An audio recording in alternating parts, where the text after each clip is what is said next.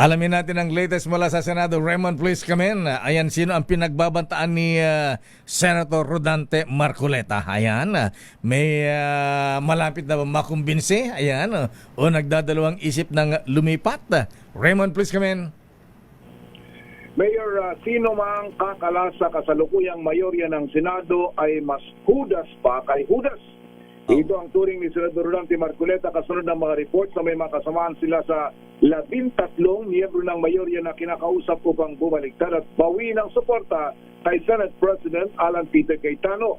Aminado si Marcoleta na ito ay galing kay Senador Camille Villar nang sila ay nag-uusap noong gabi na nagkaroon ng putukan sa Senado. Paliwanag ng Senador, itinaya ni Senador Ronald Bato de la Rosa ang kanyang sarili at kaligtasan para lang lumutang at makaboto bilang pang-13 para kay Cayetano noong Lunes ng nakaraang linggo.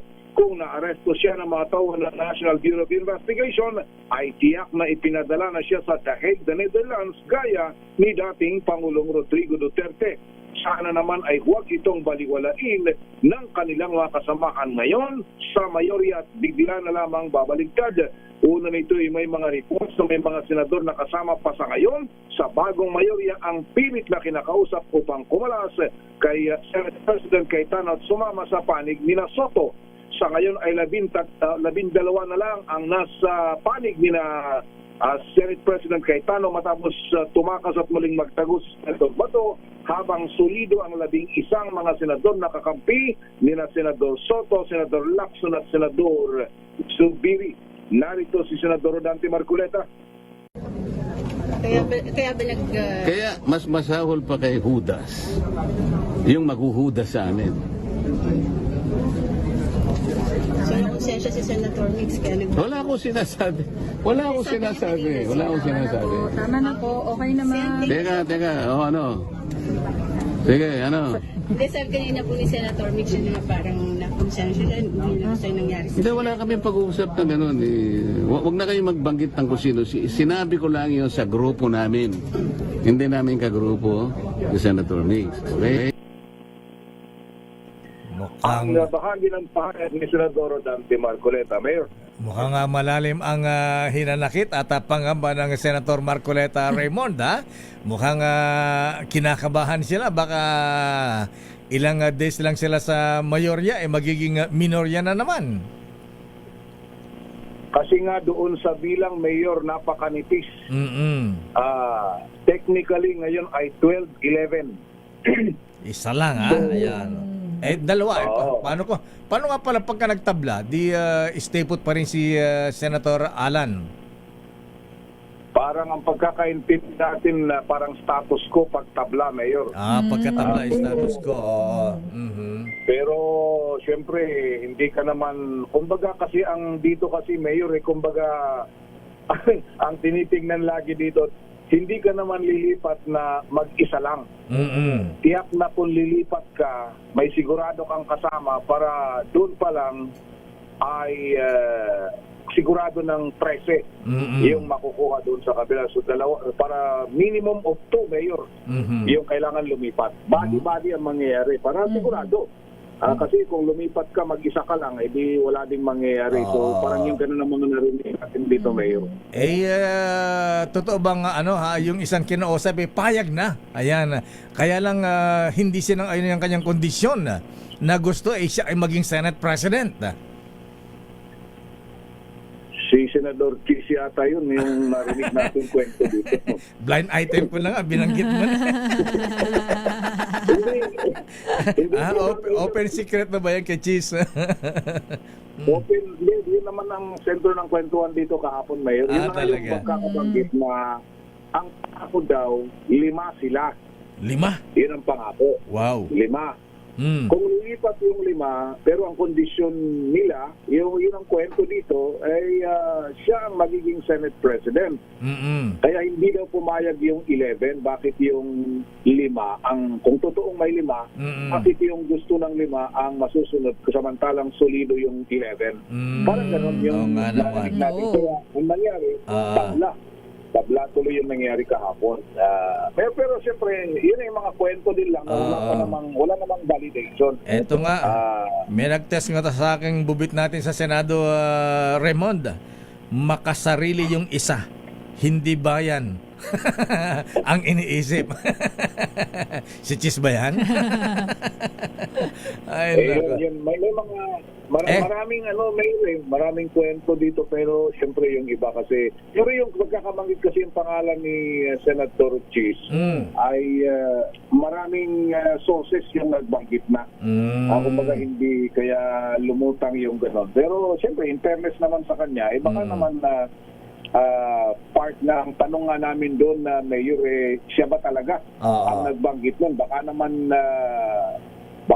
yung iba na baka naman ang nagbanggit Raymond yung mga taga-minoryang nagre-recruit sa kanya. Ayan.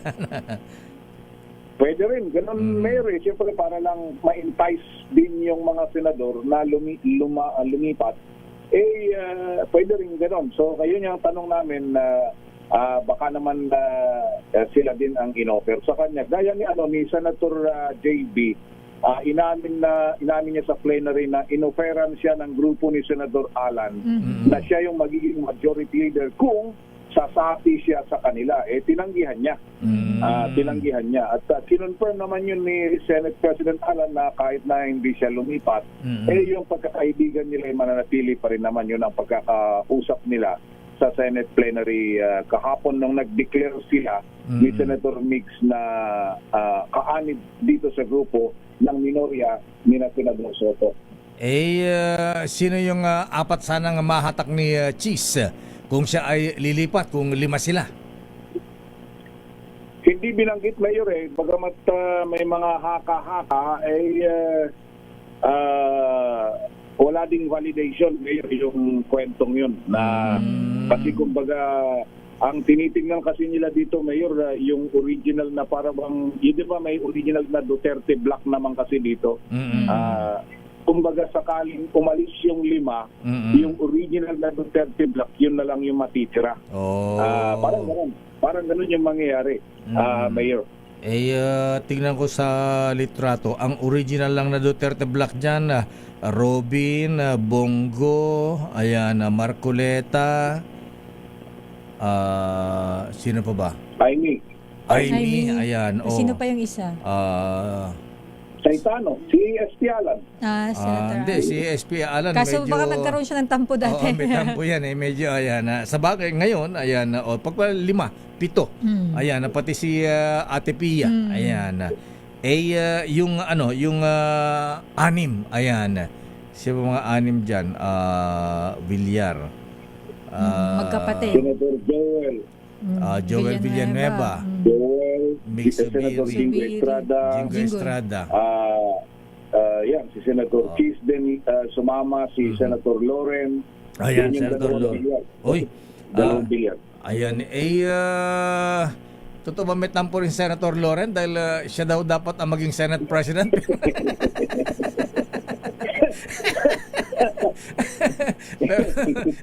Sino man nag-nominate kay Senator Alan Peter Cayetano? Kaya nagkabiglaan daw sa plenaryo. Ayan, ina-expect ni Senator Loren siya ino-nominate Alan Peter ang na-nominate. Wala tayong validation sa mga ganong kwento, Mayor. Bagamat nauna ang na-nominate si Senator Alan, then sunod yung pangalan ni Senator Loren Legarda as the Senate President pro tempore, Mayor. Ayan, sige, mababalidate natin yan kung matuloy ang kape-kape natin sa isang bubit na din sa Senado. Malalaman natin yan. Malalaman natin yan. Mukhang ayaw pa Ayaw pa ba? Bakit? Kinancel ba? Cancel Kape-kape lang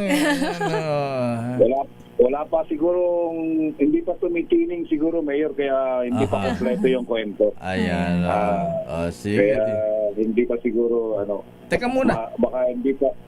Nag-adjourn na kahapon Raymond. Antong adjournment? Hanggang ano na yan? June na yan? O kahapon lang? Ano ba yan? Hindi, kahapon lang. Hanggang mamaya, balik session mamaya hanggang bukas, Mayor. Dahil Monday to Wednesday ang session. So may session pa mamaya? Meron hanggang bukas, Mayor. Hanggang Meron bukas.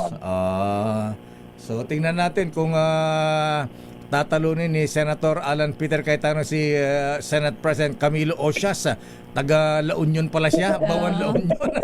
Pinaka-maiksing termino. Shortest term ng Senate President. Ayan, 13 days.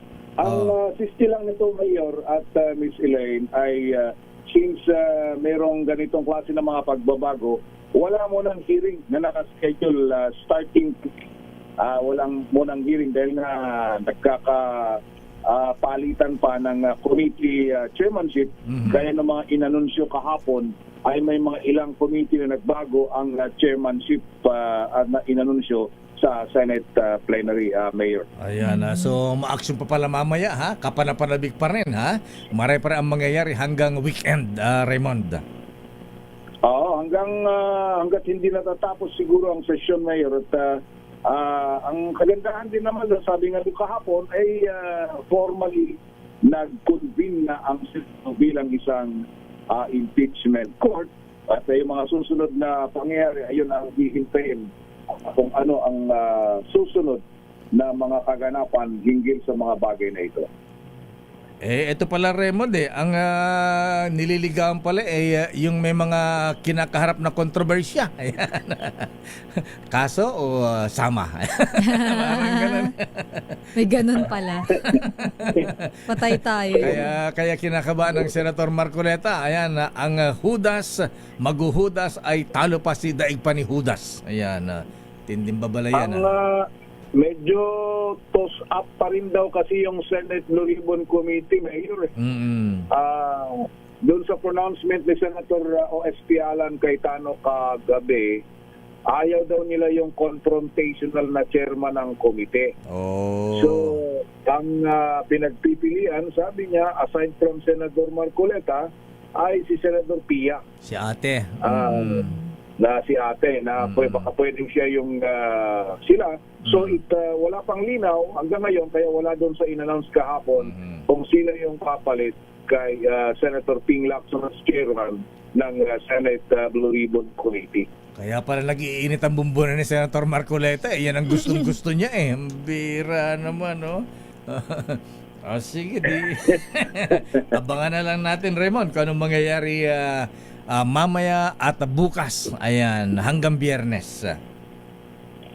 Kasi nga, medyo tahimik ang paligid, pero nakahinga na rin pati ng maluwag yung mga empleyado, Mayor, dahil ilang araw nang medyo mataas ang tensyon, lalong-lalo na sa security. Dahil nga doon sa mga nangyari nung last week, sana ay wala nang kasunod pang mga ganun na mangyari pa dito sa Senado. Pati yung isang mama sa GSIS medyo parang nawala na rin yung kanilang pangamba kasi wala na yung mga naka-hijab dyan. Ayan. Yun na nga. Hopefully, hindi na masundan yung Mayor at balik tayo sa normal. Ayan. Na lalong-lalo na tama din naman. Ang daming mga dapat na mas mahalagang bagay na pag-usapan. Correct. Mula sa Senado, ito si RH28, Raymond Advance para sa DZRH, una sa Pilipinas, una sa Pilipino. Daming bite.